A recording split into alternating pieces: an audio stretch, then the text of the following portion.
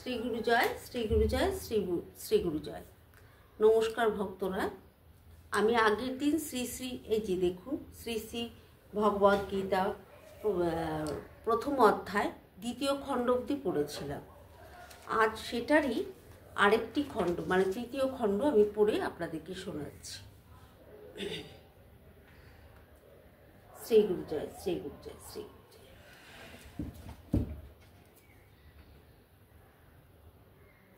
অনুবাদ। এটা হচ্ছে সঞ্জয় ও ধৃতরাষ্ট্রের সাথে কথোপকথন। এটা দিয়ে এটা হচ্ছে তৃতীয় খণ্ড। আমি সেটা পড়ে আপনার প্রথম অধ্যায় তৃতীয় খণ্ড সেটা পড়ে শোনাচ্ছি।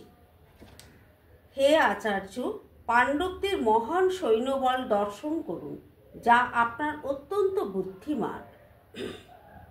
কি শিষ্য দ্রুপদের পুত্র অত্যন্ত দক্ষতার সঙ্গে ভুজ্যের আকারে রচনা করেছেন। তাৎপর্য: চতুর কূটনীতিবিদ দুর্যোধন মহৎ ব্রাহ্মণ সেনাপতি দ্রোণাচার্যকে তার ভুল ত্রুটিগুলি দেখিয়ে দিয়ে তাকে সতর্ক করে দিতে চেয়েছিলেন। পঞ্চ পাণ্ডবদের পত্নী দ্রৌপদীর পিতা দ্রুপদ রাজের সঙ্গে দ্রোণাচার্যের কিছু রাজনৈতিক মনোমালিন্য ছিল। এই মনোমালিন্যের ফলে দ্রুপদ এক যজ্ঞের অনুষ্ঠান করেন এবং সেই যজ্ঞের ফলে তিনি বর লাভ করেন যে তিনি এক পুত্র লাভ করবেন, যে দ্রোণাচার্যকে হত্যা করতে সক্ষম হবে। দ্রোণাচার্য এই বিষয়ে সম্পূর্ণভাবে অবগত ছিলেন, কিন্তু দ্রুপদ সেই পুত্র ধৃষ্টদ্যুম্নকে যখন অস্ত্র শিক্ষার জন্য তার কাছে প্রেরণ করেন, তখন উদার হৃদয় শতনিষ্ঠ ব্রাহ্মণ দ্রোণাচার্য তাকে সব রকমের অস্ত্র শিক্ষা এবং সমস্ত সামরিক কলা কৌশলের গুপ্ত তথ্য শিখিয়ে দিতে কখনো দ্বিধা করেননি। ভাবুন, দ্রোণাচার্য জানতেন যে এই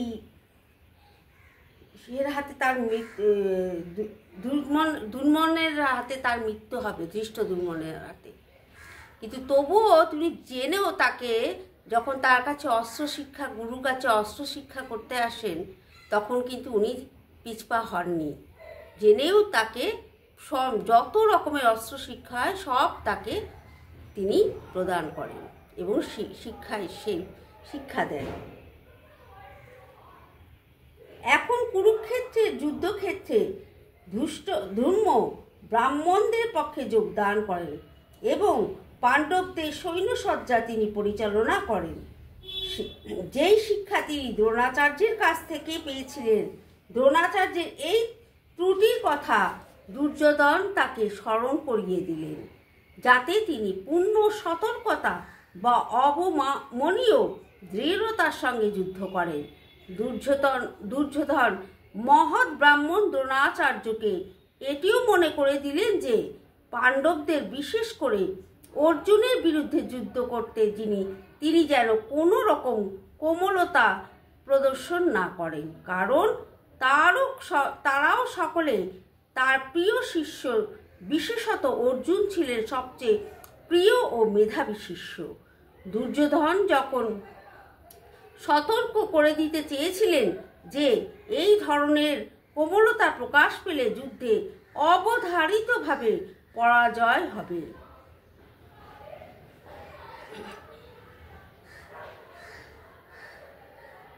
অনুবাদ।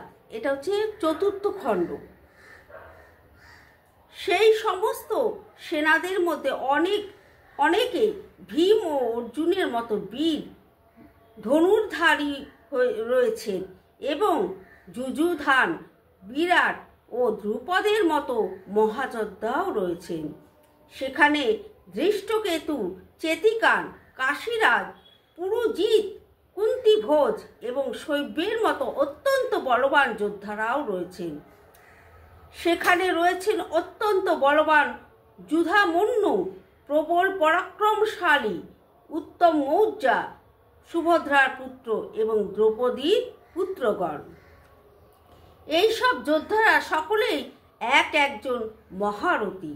তাৎপর্য: যদিও দ্রোণাচার্যের অসীম শৌর্য, বীর্য এবং সামরিক কলা কৌশলের কাছে ধৃষ্টদ্যুম্ন ছিলেন এক অতি নগণ্য প্রতিবন্ধক এবং ভয়ে ভীত হবার কোনো কারণই ছিল না দ্রোণাচার্যের পক্ষে। কিন্তু ধৃষ্টদ্যুম্ন ছাড়াও পাণ্ডব পক্ষে অনেক রথী মহারথী ছিলেন, যারা সত্যি সত্যিই ভয়ের কারণ হয়ে দাঁড়িয়েছিলেন। দুর্যোধনের পক্ষে সেই যুদ্ধ জয়ের পথে তারা ছিলেন এক একটি দ্রুতিক্রম্য প্রতিবন্ধকের মতো, কারণ তারা সকলেই ছিলেন ভীম ও অর্জুনের মতো ভয়ঙ্কর।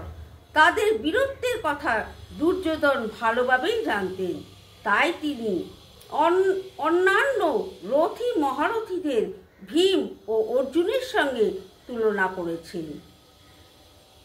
অনুবাদ: হে দ্বিজোত্তম, আমাদের পক্ষে যে সমস্ত বিশিষ্ট সেনাপতি সামরিক শক্তি পরিচালনার জন্য রয়েছেন, আপনার অবগতির জন্য আমি তাদের সম্বন্ধে বলছি।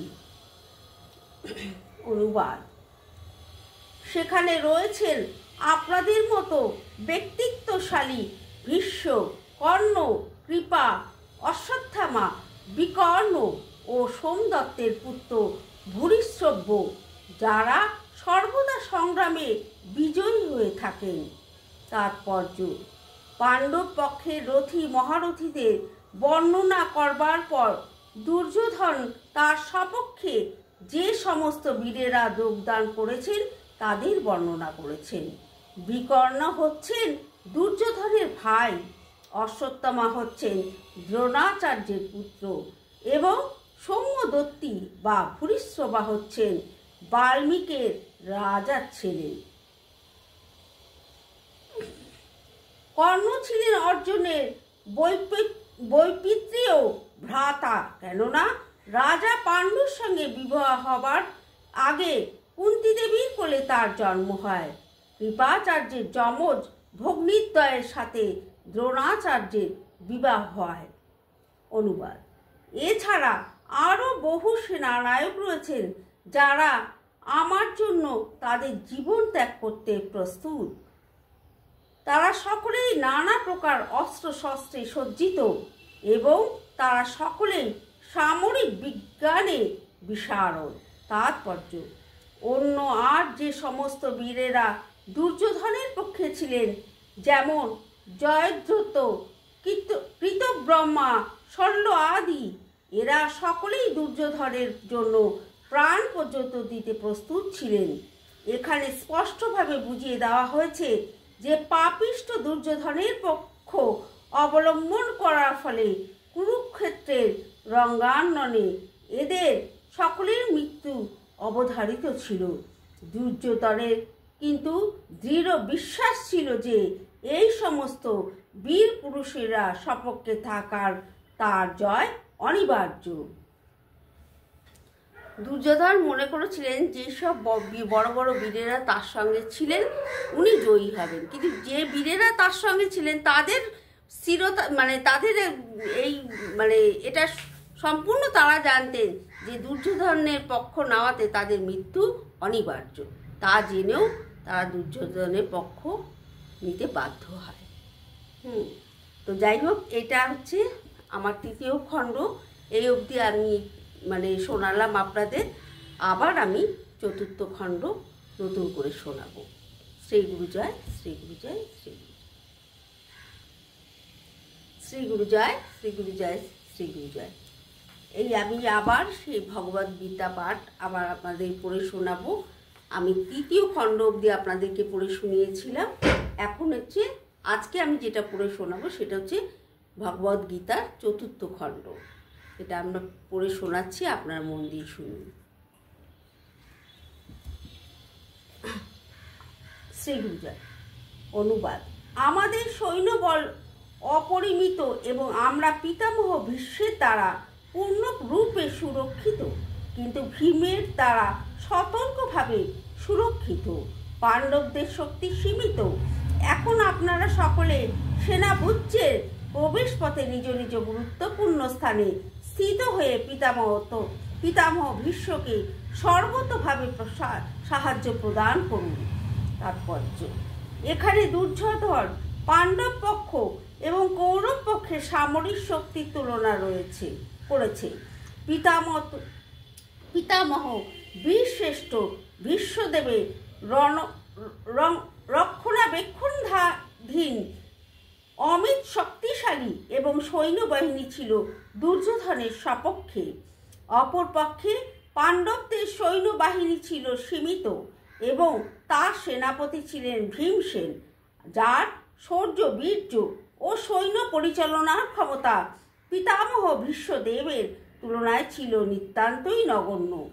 দুর্যোধন চিরকালেই ভীমের প্রতি ঈর্ষান্বিত ছিল, কারণ সে জানত যদি তাকে কোনোদিন মরতে হয় তবে ভীমের হাতেই তার মৃত্যু হবে। কিন্তু ভীষ্মের মতো বিচক্ষণ ও দুর্ধর্ষ যোদ্ধা তার পক্ষের সেনাপতি থাকায় সে নিশ্চিতভাবে ধরে নিয়েছিল জয় তার হবেই। দুর্যোধনের প্রতি কথাতে বোঝা যাচ্ছে যুদ্ধ জয় সম্বন্ধে তার মনে কোনোই সংশয় ছিল না। ভীষ্মের বীর্যের প্রশংসা করার পরে দুর্যোধন বিবেচনা করে দেখল অন্যরা মনে করতে পারে তাদের শৌর্য বীর্যের গুরুত্ব লাঘব করে হেয় করা হচ্ছে, তাই তার স্বভাবসুলভ কূটনৈতিক চাতুরীর সাহায্যে সেই পরিস্থিতি ভারসাম্য বজায় রাখার জন্য সে উপরোক্ত কথাগুলো বলেছিল। এভাবে সে মনে করিয়ে দিল যে ভীষ্মদেব যত বড়ই যোদ্ধা হন, তিনি বৃদ্ধ হয়ে পড়েছেন এবং সব দিক থেকে তার ভীষ্মদেবকে তাদের সকলেরই রক্ষা করা উচিত। যুদ্ধ করতে করতে যদি তিনি কোনো একদিকে এগিয়ে যান, তাহলে শত্রুপক্ষ তার সুযোগ নিয়ে অন্য দিক থেকে আক্রমণ করতে পারে। তাই অন্য বীর পুরুষেরা যাতে নিজ নিজ স্থানে অধিষ্ঠিত থেকে শত্রু সৈন্যকে বুজ্জ ভেদ করতে না দেয় এবং তার গুরুত্ব সম্বন্ধে দ্রোণাচার্যকে দুর্যোধন মনে করিয়ে দিয়েছিল। দুর্যোধন স্পষ্টই অনুভব করেছিল যে কুরুক্ষেত্রের যুদ্ধে তার জয়লাভ সম্পূর্ণভাবে নির্ভর করছে ভীষ্মদেবের উপর। দুর্যোধনের দৃঢ় বিশ্বাস ছিল সেই যুদ্ধে ভীষ্মদেব ও দ্রোণাচার্য তাকে সম্পূর্ণভাবে সহযোগিতা করবেন, কারণ সে আগেই দেখেছিল যখন হস্তিনাপুরের রাজসভায় সমস্ত রাজপুরুষেরা সামনে দ্রৌপদীর বস্ত্রহরণ করা হচ্ছিল, তখন তাদের প্রতি অসহায় দ্রৌপদীর আকুল আবেদন সাড়া দিয়ে তারা একটি কথাও বলেননি। যদিও দুর্যোধন জানত তার দুই সেনাপতি পাণ্ডবদের বেশ স্নেহ করতেন, কিন্তু তার বিশ্বাস ছিল যে পাশা খেলার নিয়ম অনুসারে তারা যেমন তাদের স্নেহ প্রবণতা বর্জন করেছিলেন, এই যুদ্ধেও তারা তাই করবেন।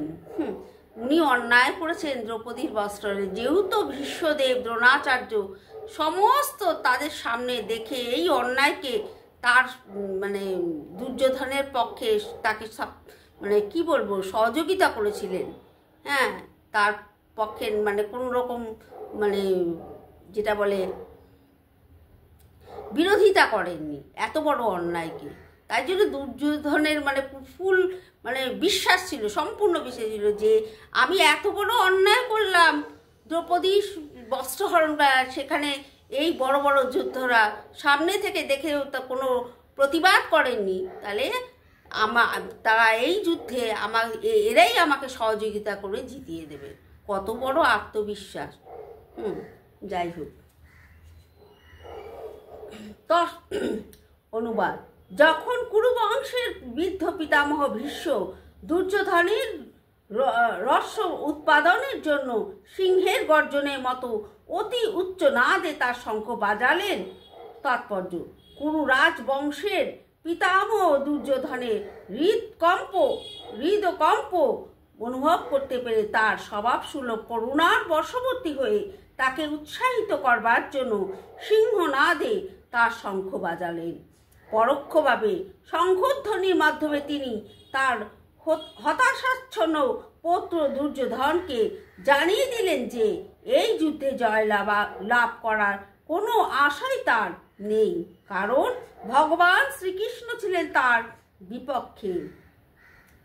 তবুও ক্ষত্রিয় ধর্ম অনুসারে জয় পরাজয়ের কথা বিবেচনা না করে যুদ্ধ করাই তার কর্তব্য এবং এই ব্যাপারে তিনি কোনো রকম অবহেলা করবেন না, সেই কথা তিনি দুর্যোধনকে মনে করিয়ে দিলেন। অনুবাদ। তারপর শঙ্খ, ভেরি, প্রণব, আনব, ঢাক ও গোমুখ সিংহাসমূহ হঠাৎ একত্রে ধ্বনিত হয়ে এক তুমুল শব্দের সৃষ্টি হলো। মানে যুদ্ধের আগে এই সব ধ্বনি বাজতে শুরু করে। অনুবাদ। অন্যদিকে শ্বেত অশ্বমুক্ত এক দিব্য রথে স্থিত শ্রীকৃষ্ণ ও অর্জুন উভয়ে তাদের দিব্য শঙ্খ বাজালেন। তাৎপর্য। ভীষ্মদেবের শঙ্খের সঙ্গে বৈসাদৃশ্য দেখিয়ে শ্রীকৃষ্ণ অর্জুনের শঙ্খকে দিব্য বলে অভিহিত করা হয়েছে। এই দিব্য শঙ্খধ্বনি ঘোষণা করল যে কুরুপক্ষের যুদ্ধ জয়ের কোনো আশাই নেই, কারণ ভগবান শ্রীকৃষ্ণ পাণ্ডব পক্ষে যোগদান করেছেন। জয়ন্তু পাণ্ডুপুত্রা নাং যে যাং পক্ষে জনার্দন। পাণ্ডবদের জয় অবধারিত, কারণ জনার্দন শ্রীকৃষ্ণ তাদের পক্ষে যোগ দিয়েছেন। ভগবান যে পক্ষে যোগদান করেন সৌভাগ্য লক্ষ্মীও সেই পক্ষেই থাকেন, কারণ সৌভাগ্য লক্ষ্মী সর্বদাই তার পতির অনুগামী। তাই বিষ্ণু এবং শ্রীকৃষ্ণের দিব্য শঙ্খধ্বনির মাধ্যমে ঘোষিত হয় যে অর্জুনের জয় বিজয় এবং সৌভাগ্য প্রতীক্ষা করছে। তাছাড়া যে রথে চড়ে দুই বন্ধু শ্রীকৃষ্ণ অর্জুন কুরুক্ষেত্রের যুদ্ধে অবতীর্ণ হয়েছিলেন তা অগ্নিদেব অর্জুনকে দান করেছিলেন এবং এই দিব্য রথ ছিল সমগ্র ত্রিভুবনে সর্বত্রই অপরাজেয়। শ্রীকৃষ্ণ যখন শঙ্খধ্বনি বাজান তখন মানে পুরো ওই শঙ্খধ্বনিতেই বোঝাই গিয়েছিল যে জয় অর্জুনের পক্ষেই থাকবে। তো মানে যেখানে ভগবান যার সাথে থাকে তার সাথে তো ভাগ্যলক্ষ্মী থাকে, ভাগ্যলক্ষ্মীর তো তার স্বামীকে ছেড়ে থাকবে না, তো স্বামী যেখানে সেখানে ভাগ্যলক্ষ্মী, আর যেখানে ভগবান আছেন ভাগ্য লিখেছে তার জয় তো মানে নিশ্চিত। তার উনি যে রথে যেই রথ যেটা সে করে যুদ্ধ করছিলেন সেই রথটি দিয়েছিলেন অগ্নিদেব, তাকে অর্জুনকে এটা দান করেছিলেন। তো সমস্ত কিছু ভগবান তাদের মানে পূর্ণ সহযোগিতার মধ্যে রয়েছে, তার জয় তো নিশ্চিত।